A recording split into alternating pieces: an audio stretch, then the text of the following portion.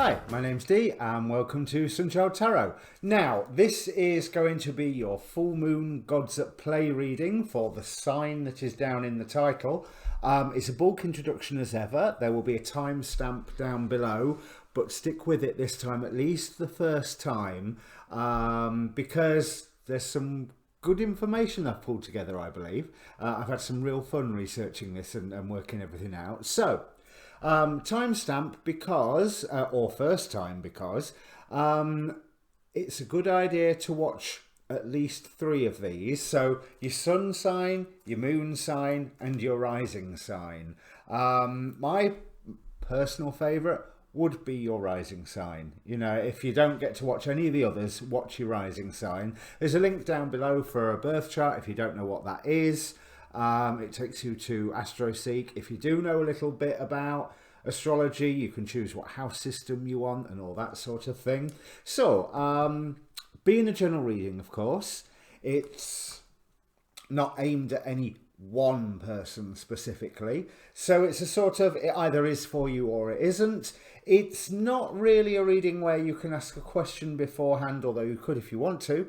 I don't know how effective that would be. It's a look at the energies that are interplaying. It's the gods at play readings, by their very nature, are dramatic, wonderfully dramatic. So take it all with a pinch of salt. Remember, it's the shape of the images rather than the literal words that are important here.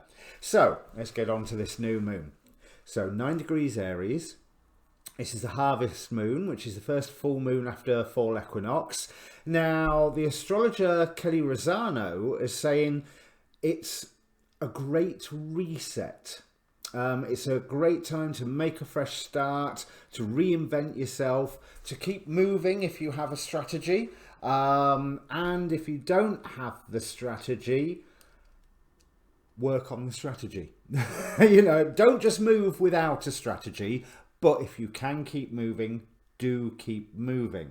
Now, with it being 9 degrees Aries, I'm going to be referring to all my written notes and some notes on the computer here. This point has a history this year. So, back on the 11th of July this year, Chiron stationed retrograde at this point to conjunct 3 days later on the 14th with Mars. So this point has been activated already with that warrior fire energy of Mars, but tamed a little.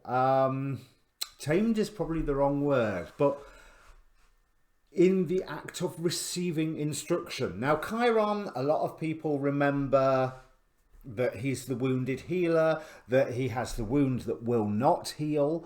But I'm not being led to that woundedness with this point. What I'm being led to is the fact that Chiron was a teacher of heroes. Chiron trained Hercules, among other characters, and I've suddenly forgot all of the other characters. It's just fallen out the back of my brain. But Chiron was a teacher. And going back to the astrology, because I'll get back to the symbolism of Chiron in a moment. So Mars conjuncted with Chiron on the 14th. Now, Mars had just conjuncted 3 days before? No, as Chiron stationed retrograde on the 11th here at 9 degrees, the moon conjuncted Mars. Now, the moon had been a busy boy. From the 5th of July, he had been conjuncting with Jupiter and Pluto, then on the 6th, Saturn, and he delivered all of that information to Mars on the 6th via the means of a sextile, you know, which is okay, it's a modern aspect. It's like a little vaguely positive download, I would suppose.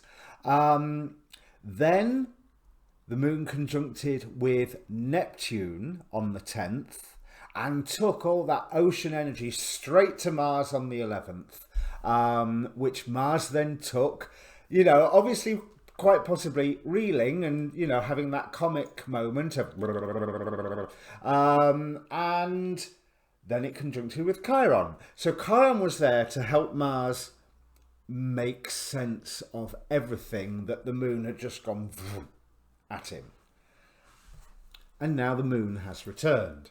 I mean, obviously it returns every month, but now the moon has really returned in the terms of this harvest moon, full moon. So I'm really seeing that there has been a period where we have been able to make sense maybe of wounds, or make sense of our path forward, and things that you started around the middle of July, so 11th, 14th, all that sort of area onwards, can be coming to a culmination of sorts with this full moon. Now, that's just a culmination, not the culmination. So it's not like a final conclusion. It's you're going to be reaching towards a high point, a potentially healing high point, but as a result of everything that you have learned and things that you set into motion back in July.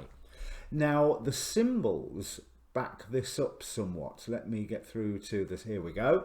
Now, the Chandra symbol is the roots of a tree entwined around the statue of a nude woman.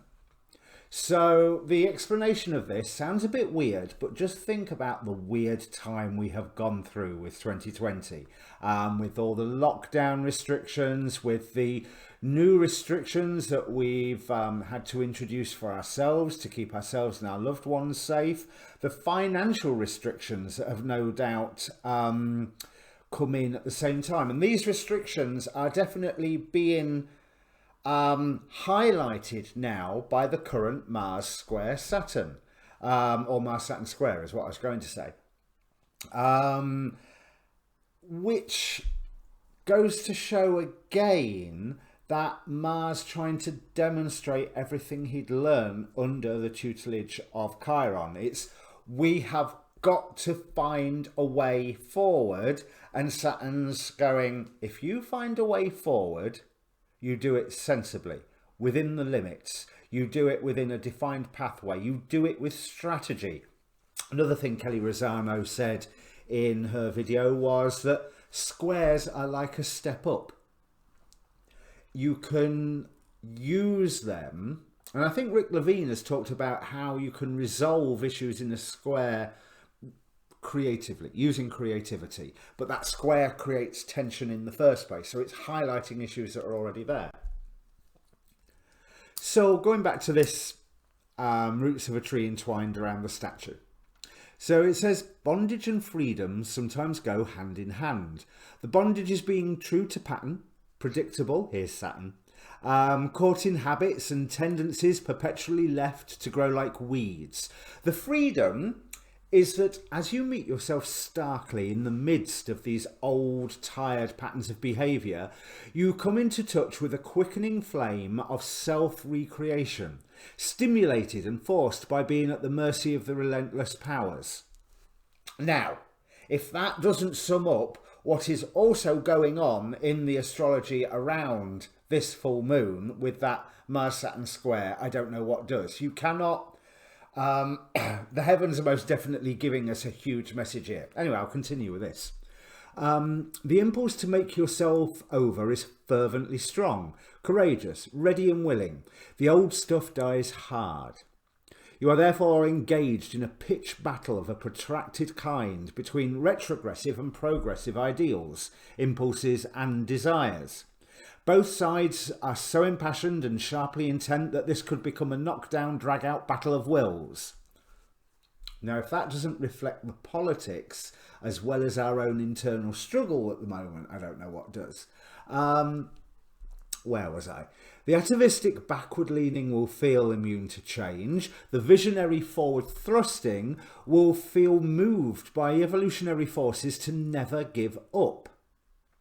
Eventually, the future prevails over the past, but not before scars and multiple traumas mark the spot of fighting for your life against an implacable inward enemy who knows it will lose and fights all the harder accordingly.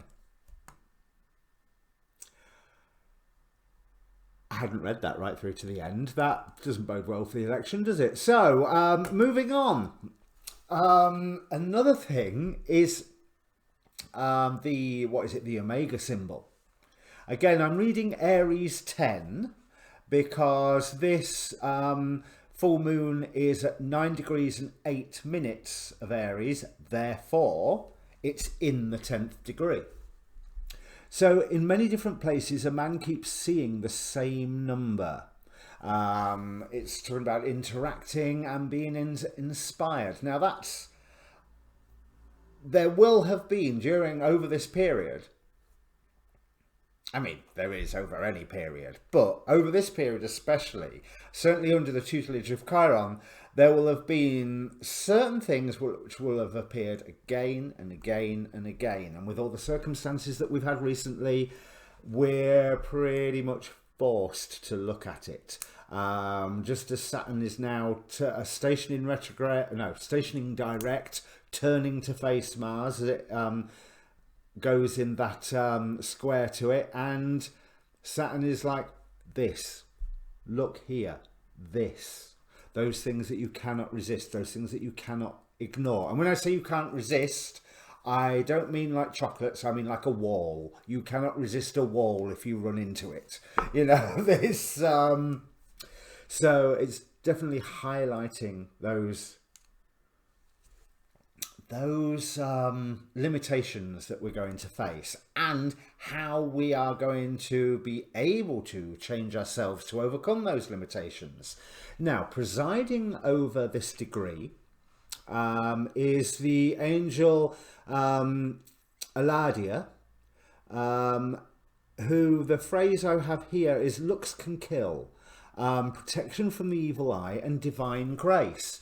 But so I investigated Eladia a little further, and as a guardian angel, where she is, I think, is it the first half of the second decan of second half of the second decan of Taurus, but she also presides over 9 degrees Aries, 21 degrees Gemini, and my database isn't built up any further than that. There will be another 3 points that she presides over. Now, Eladia symbolises tolerance and clarity of mind, giving you inspiration to succeed in your endeavours as well as helping in restoring your morale. He also brings you healing and forgiveness for your faults. What is really interesting is that of the charisms he rules over, it's interpretation. It's how to interact and how to perceive the world around you. Now, you can ask Eladia to bring you divine grace so that your faults may be forgiven, but that's also a process of, to do that, you need to have recognised your faults in the first place, and then to have them forgiven, you also have to make sure that you are not making the same faults again and again and again and again. So there's that whole rebirth element going on once more. So here I've got Guardian Angel Eladia provides tolerance, mental clarity, forgiveness, healing of illnesses, recognition of your mistakes. So Eladia will help you recognize where the mistakes, and that's a good thing, because if you think this Mars square Saturn, it's Mars retrograde, we are reviewing what we have already set into motion, and then as Mars goes direct again, we get to do it again, but properly. Eladia offers a sense of freedom from your past and helps instill a sense of morality. I'll just leave that one there because that's too much of a hot topic there. But within the Goetia, by day, let me see. This degree is ruled by Baal by day and Fenix by night. Now, Fenix is depicted as a phoenix. So again, we've got that symbol of rebirth, and he's a great Marquis of Hell, has 20 legions of demons under his command, but he teaches all wonderful sciences and is an excellent poet and tends to be very obedient to those who summon him. Now, he does hope to return to heaven after 1200 years, but it is noted that he is deceived in this hope, and it's definitely been 1200 years since Solomon helped conjure him to help build his temple. So if the full moon is happening in the night where you are, there is that added oomph of rebirth from that Fenix energy. Now, Baal or Baal is more of a shapeshifter and warrior god. He's also incredibly, well, kingly. Basically, he's one of the 9 kings of Goetia, and he presides over solstices, fire festivals, gives aid in astral projection, shapeshifting within dreams, and it also helps with the reconciliation of friends, which might be a really useful tool. And that could be a step on your using that square to climb up, because Temper's afraid this year, understandably. If there's anyone that you need to make up with, and the full moon is in the day where you are. I mean, I remember last week there was some astrological conjunction or other, well, aspect or other, that was also helping with this whole reconciliation idea. So that energy is obviously still with us by Baal being empowered by the full moon. That's probably technically not the right way to say it, but you know, Baal's mastery of this degree empowering the full moon, put it that way. You know, so all in all, this promises to be a really good full moon if you take advantage of it. So yeah, do your full moon ceremony, but also be in touch with people. Be in touch with all the voices inside your head, and be in touch with some of the voices outside of your head, like your friends, your family, anybody that you maybe need to smooth things over with, and anybody that will help you move forward in things that you have already set into motion, and hopefully set them into motion using your strategy that is so heavily advised by Saturn, and you set it into motion before Mars turned retrograde. Now's not a good time to start new things. If you haven't got a new thing that you have started, then plan, strategize. You can move forward once you have your plan and your strategy. Now, you're going to hear a lot more of this sort of stuff from me. I want to give a very quick plug to the Astrology Hub and the course that they are running with famed astrologer Rick Levine. That starts next Sunday, 4th of October.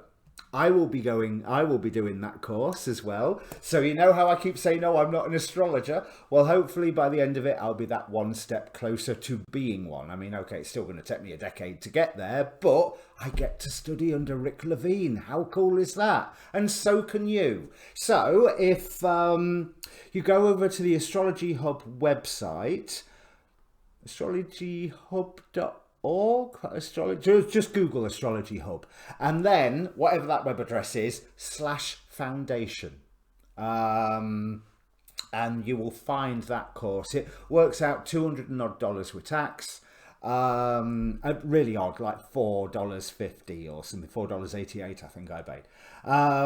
So yeah, if you're into all this stuff, and hey, you've listened to me drone on for what, 17 minutes now, I better get on with the reading in a moment, but you've listened to me waffle on for all of that, so come and join. It should be fun. Now, there's also a link down below for my Facebook page for this channel. I'd be remiss if I didn't give that a plug. There is an inbox on that Facebook page, so if you want to contact me for a personal reading, feel free. That's one of the ways to do it. You can DM me on Twitter as well. I have a Linktree link down there for all the different social media bits and bats. And I have the time now October is, yes, I've no idea what month it is. I mean, as Rick Levine said, we are on the 175th of March. But October, I have a lot more free time. I hope to be generating a lot more videos for you. And I've just seen my video go really weird there. So I think I will stop talking now and bring up the cards. Cheers. And welcome Taurus Sun. If you've managed to get your way through the entire introduction, here's the payoff. And welcome to Taurus Rising and Taurus Moon. Now, if you are Taurus Rising, this is happening in your 12th house. But bear in mind that this sort of information can be useful for Taurus Sun and Moon as well. It does look to me like there's an element of relationship reading here, but it's more focused on you than anything else. It's almost like that you are being encouraged by the world outside, here represented by Baba Yaga, to not really explore your full potential. And what Formnak here says is that your path is yours to walk and yours alone.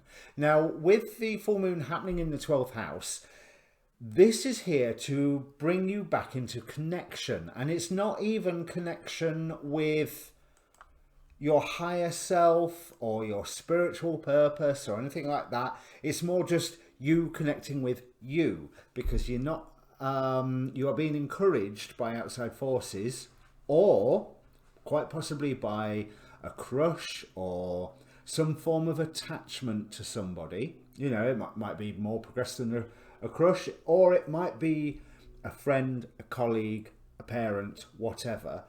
But you have allowed yourself to be hemmed in by your wanting to maintain a good harmony with somebody else, and you're not living your full potential. And what Fomnak here says is, it's your path, walk it alone.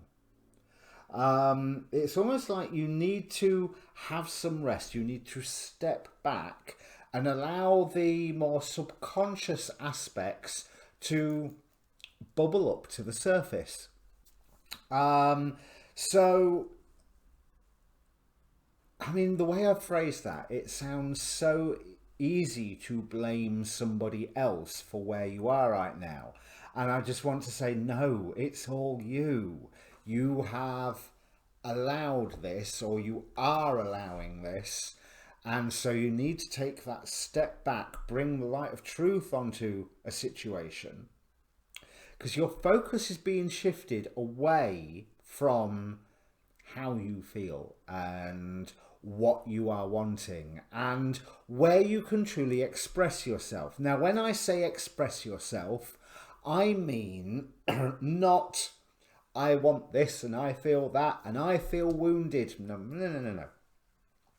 How you can express yourself in the most positive way for the greatest effect, where you can use your talents to the greatest effect, where you can express your skills, you can express and develop your understandings and have that positive influence, positive effect on yourself and on others. So this is very much a wonderful 12th house time for you.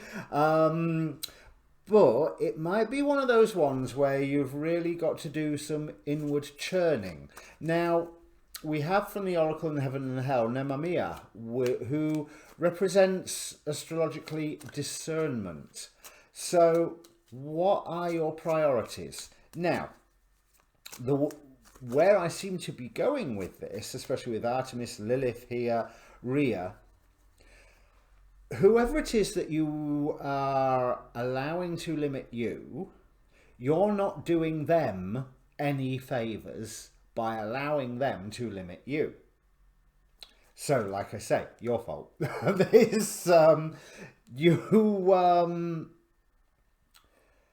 You can protect them if that is what you are wanting better, if you are able to express yourself fully. So don't give in to the fear of, oh, they might not like this, they might not like that. If they don't like it, they don't like it. Oh well, tough. but you should be firing on all cylinders. And that's why Hypnos here is saying take a rest, step back, excuse me, to allow you to build up that energy and understanding to fire on all cylinders. Because I think your definitions of what is perfect and what you are supposed to be focusing upon, okay, and we have the Devil card, there's a good start, seems to be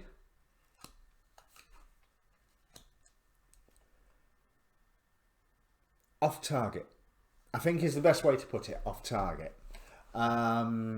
There's a journey that you are required to make that has a little bit more. Yes, you are to step back, to take authority for yourself. Emperor card here.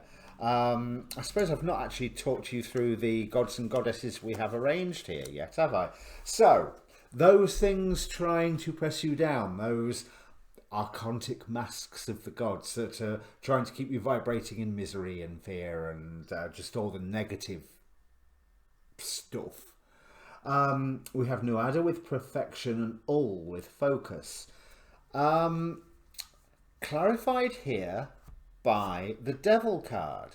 So it's almost like there is a structure that you are being forced to focus upon that has in and of itself been limiting you, and that's the structure that you need to tackle. And you can take your own authority by stepping back a little, because you've been wanting to how can I put it, take that authority. But it's this taking authority that sounds very aggressive, very Martian, doesn't it? And no, it's not. It's achieving more by doing less, by stepping back.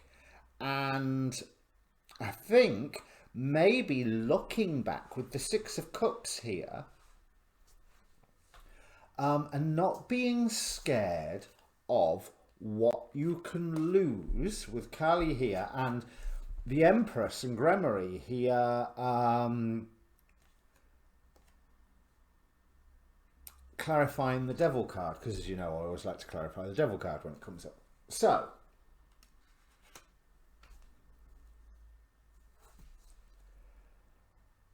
with the Kali versus Lilith, I do feel like you need to take steps towards gaining your own self-authority. Now, that can't be done half-cocked. I want to think of a better way. You know, from an ill-prepared, not understanding, you need to understand what having your own authority means. So in order to do that, you need to step back and allow some of those insights, represented here by Rhea, who is that protective influence, but the swan before her, those insights to raise up and understand, because you wouldn't have allowed yourself to get into this situation if it wasn't answering some perceived need of your own. And what I want you to look at is the thought that that perceived need is the error. You know, the bit that you need to look at and go, hang on a minute, I've been doing this because I believe that this is right, but hang on, I don't need to, because it's not right. And so I can move on. You know, and when I say move on, I mean move on towards a greater expression of yourself, your talents, your skills. It may well be, Fomnax, one of the messages with Fomnac can be, it's time to walk away. And this is clarified immediately by the Eight of Cups. So, yeah, it may be time to walk away, but it might not be time to walk away from the person. It's time to walk away from the dynamic. Because that dynamic only works with your consent. And so you remove your consent and say, right, I'm doing it this way now, and then see what sort of dynamic comes up, because there is a new path being offered, But it's not by concentrating on the wounds, it's by saying, oh look, we've had these wounds. Do we actually need them anymore? Are they serving a purpose anymore? Because the fear is also clear, but you can work slowly towards a greater expression of yourself, your own autonomy, your own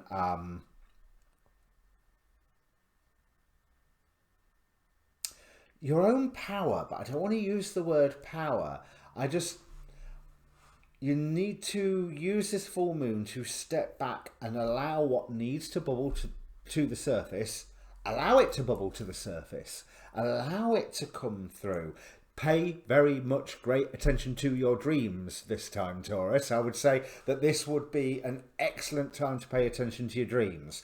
Now, don't take them as gospel. Study them. Understand, try to understand all the angles that dream could mean, because it could say one thing and it's not telling you the direction to go. It's a comment on the statement of affairs.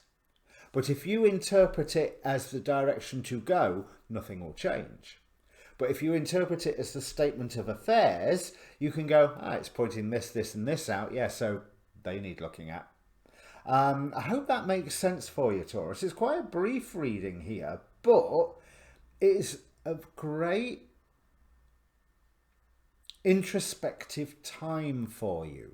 Do not give in to cowardly action here of just going, oh, it's fine because I don't want to lose what I've got. If you play your cards right, it's either not worth keeping or you won't lose it, it will improve. So if that makes sense for you, good luck, Taurus. That looks like a lot of work. It looks like a lot of work, but also not a lot of work. It's being led by hypnos. It's being led by your dreams. It's being led by rest. It's being led by stepping back and just almost like allowing a house to settle so that you can see where the drafts are coming in and what needs insulating and all that sort of thing. Yeah, allow your house to settle by taking that step back. And then once the light of truth is shone